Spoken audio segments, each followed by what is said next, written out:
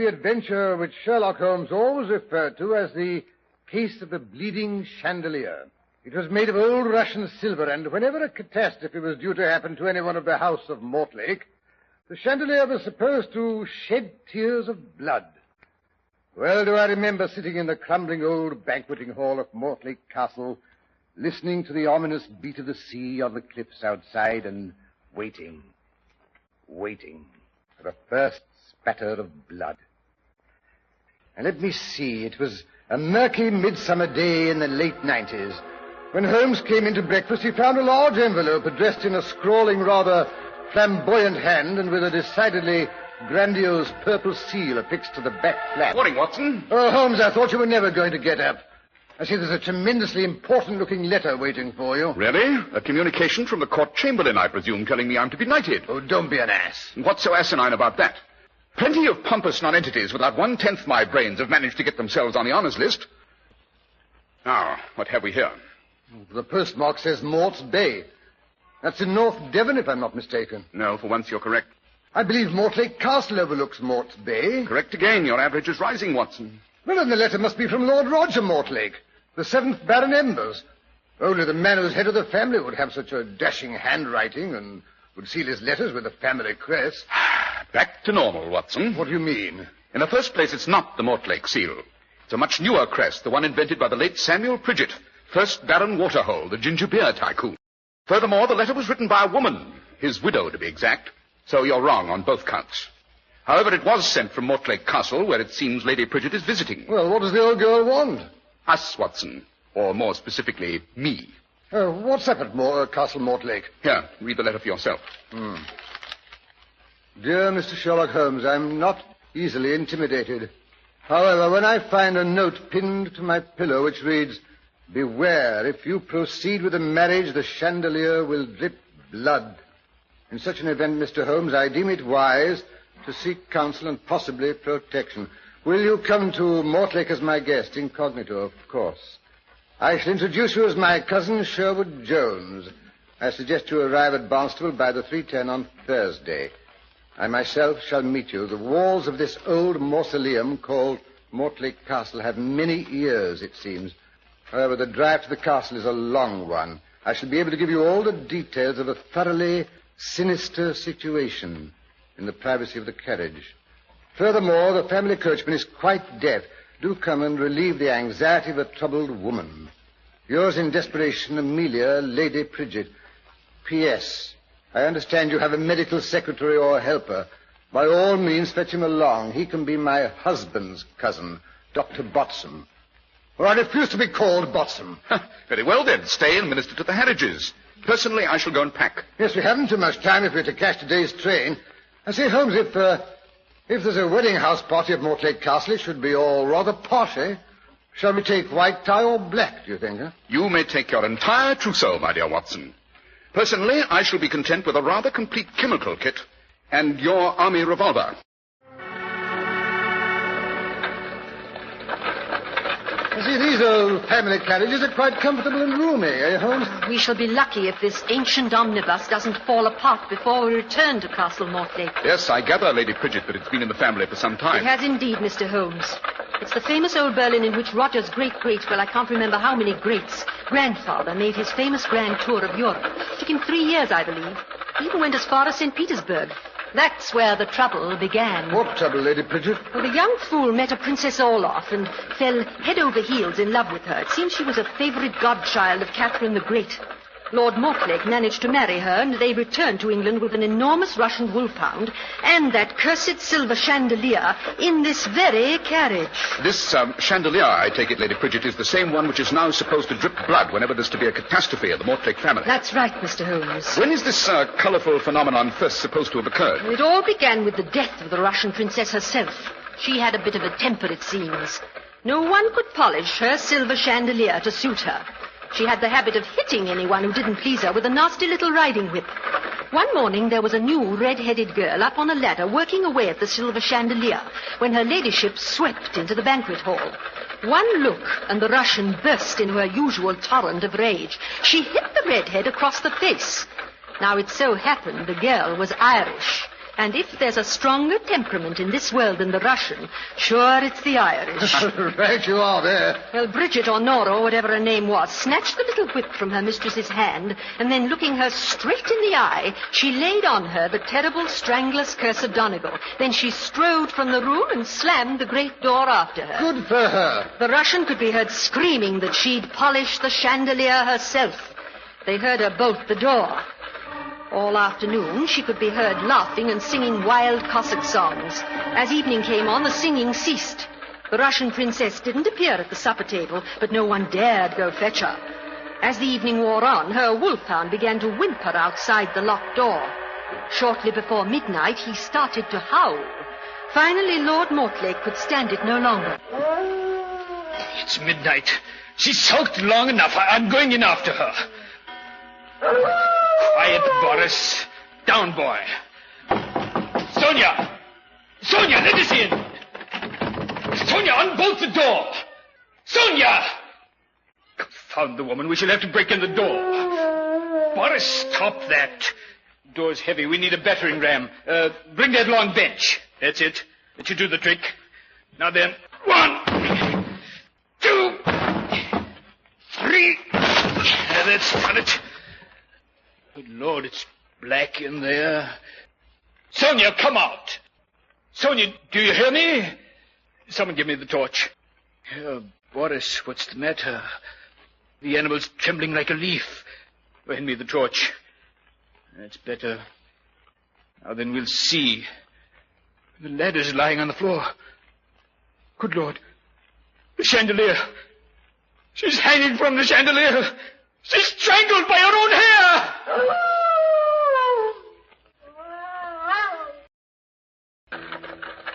Well, that was the end of the Russian princess, Mr. Holmes.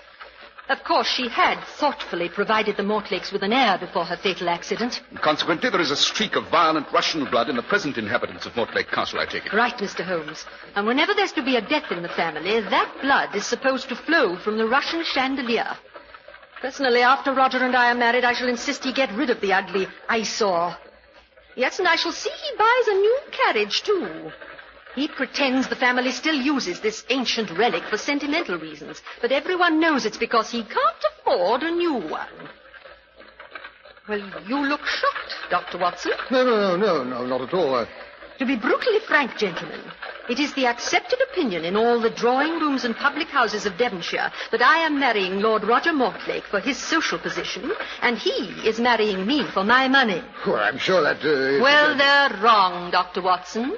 Roger and I have been in love ever since we first attended Miss Hermione Tilsbury's dancing classes. We should have been married 20 years ago, but his father broke off the match. You see, we were both as poor as church mice, and it takes a whacking amount of money to run Mortlake Castle. One of the blessings of being nobody, Holmes? You can marry to suit yourself. Don't interrupt, Watson. The irony of the situation, Mr. Holmes, is that Roger was persuaded to marry one of the Burdock girls, whose father was supposed to have quids. The father managed to go through his fortune shortly afterwards and died bankrupt. Poetic justice, Holmes? I, on the other hand, married Henry Pridget, a jolly, good-natured little man with no prospects whatever. And he up and acquired millions. Dear Henry, we had a very pleasant life together. So now you're determined to marry your first love. We females are curiously single-minded creatures, Mr. Holmes.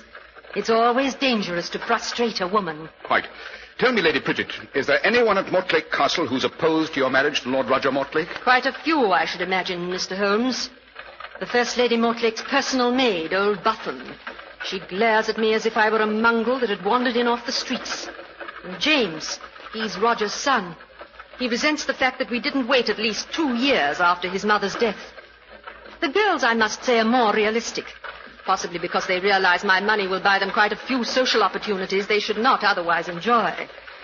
Yes, on the whole, I have more respect for James's attitude. Although I shall pay it no heed, mind you. I quite understand. And then, of course, there's Hubert. He's Roger's younger brother, still a bachelor at 57. He's the only one that's really enthusiastic about the match. But then I've always been able to wind Hubert around my little finger. Even more easily than Lord Roger? Oh, good heavens, yes. Roger's a mule. And besides that, he has principles.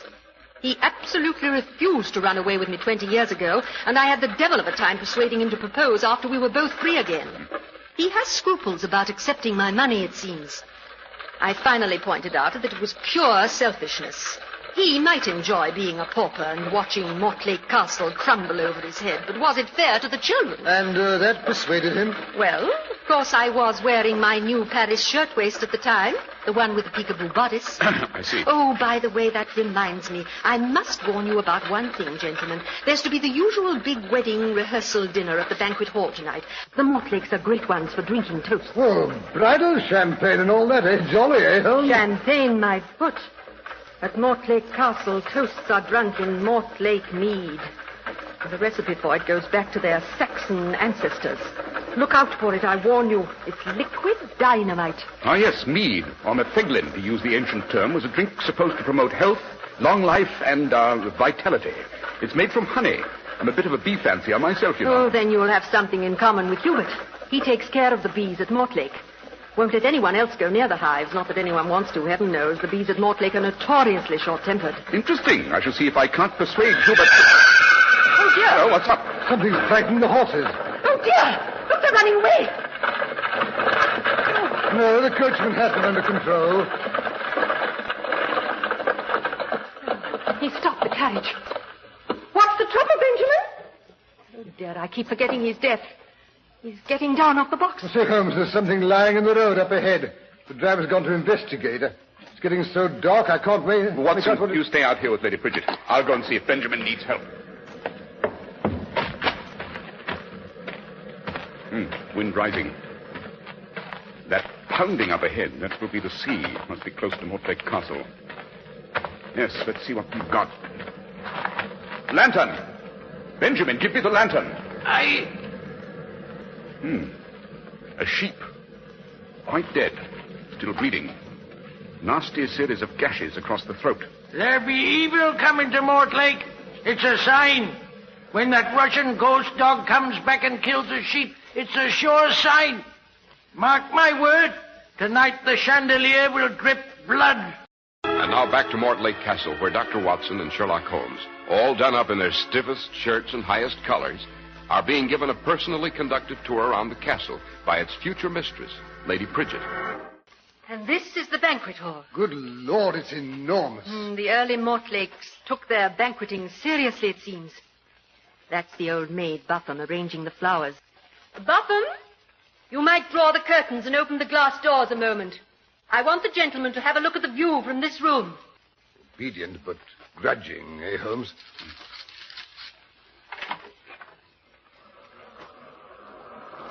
The surf sounds ominous. Aye. There's a sound of doom in it tonight.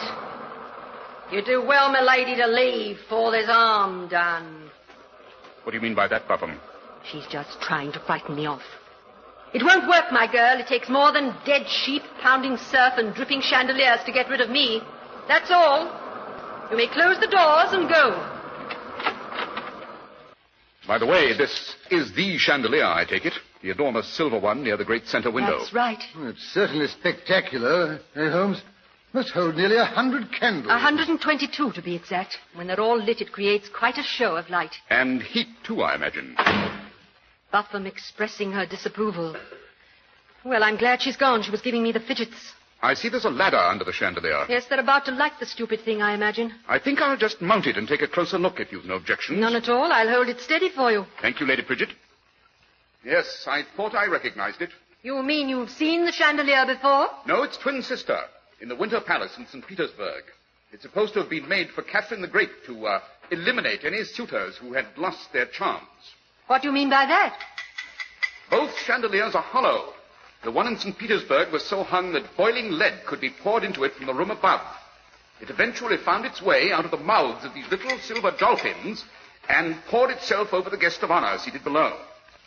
Yes, mouths of these particular dolphins seem to be stopped up, however. Well, thank heaven for that. Oh, balderdash. That chandelier doesn't reach to the ceiling. It's too high up. It's hung to a great hook by a long velvet cord. Yes, the cord looks rather frayed. Furthermore, there's no room above this. Nothing but that vaulted ceiling up there. Oh, if you think anyone can make the chandelier drip blood by crawling around on the roof, you're very much mistaken. Yes, it doesn't seem very practical. Who is due to sit at these places directly below the chandelier, Lady Bridget? Why, well, that is Roger and I suppose. It's the head of the table, you know. Yes. Now, suppose we shift things around a bit. Help me, Watson. I help. If we pull the table to one side... a little further, Watson. That's better. Yes. Now, if you'll seat Watson and myself to your left, Lady Pridget. Now we'll be directly under the chandelier. I say, Holmes, do you happen Quiet, to... Watson. Someone's coming down the hall. Ah, there you are, Amelia, my dear. Roger's looking all over for you. They're having sherry in the pink drawing room. Oh, we'll go right along, Hubert. Thank you for telling me. I was just showing my cousins the chandelier. Oh, how do you like the old monstrosity? To be quite frank, I don't. Neither do I. Ah, well, I came in to light the candles on the silly thing. Tell me, Mr. Mortlake, do you believe this chandelier drips blood whenever there's to be a catastrophe in the family? Well, something of the sort did happen, you know, when my Uncle Edgar was drowned. I was quite young at the time and terribly impressed by the great brownish drops. Of course, looking back, I realized there was a terrific rainstorm and there may have been a leak in the roof and the water splattered through onto the chandelier and gathered rust and dripped off or something of the sort. But it's a silver chandelier, Mr. Mortlake. Why, that's right, Hubert. Silver doesn't rust. Oh, well, maybe there's some other explanation. I'd better start to light it or they'll be ready for dinner before I've finished. Our butler's getting old, you know. Letters give him vertigo, I'm afraid, so it's up to me. May I help you? Let me take that silver pitcher you're carrying. Thank you, no. I'll just put it here on the sideboard. It's the famous Mortlake mead, you know. I was just decanting. But you better run along, Amelia, and take along your cousins, my dear, or Roger will be wilting his collar out of sheer anxiety. I say, Holmes, I hope you don't have to drink many more toasts. This mead is too dashed potent. Yes, it has what you might call authority. Confound it, Holmes. Did you have to put us under the chandelier? Another drop of wax just splashed on my shirt front. Yes, but this time it's slightly brownish. Yes, the chandelier's really getting hot. Oh, wax doesn't turn brown with heat. This wax does, Watson. It's beeswax. Beeswax? Yes, but the candles are tallow. Interesting. Very interesting. What's so interesting about it? Oh, confound it, there's another blob on the back of my hand. Yes. Yes, it shouldn't be long now. And now a toast to the happy couple. Oh. Long life and joy in the living. Yeah. Now, Amelia, my dear, I'm sure you'd like to say a few words. Well, Holmes, there's blood. Blood dripping on the tablecloth. Oh, look! The chandelier, it's bleeding! Amelia, my dear, I do think you might have told us your guests were the famous Sherlock Holmes and Dr. Watson, not pass them off as your cousins. Do be quiet, Hubert. How long does it take the man to finish his chemical experiments? He looks like a great sinister raven crouched over that retort, with the light from that spirit lamp shining up into his eyes. I almost wish I hadn't asked him Yes, to you come. may turn down the lamp, Watson. The tests are conclusive. Mr. Holmes, is it blood? It is blood, Lady Bridget.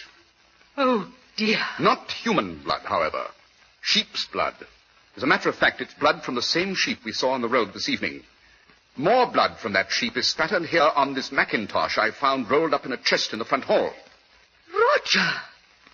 That's your Macintosh. Don't be alarmed, my dear Lady Bridget. Your fiancé hasn't stepped foot outside all day. The polish on all of his boots is quite untouched.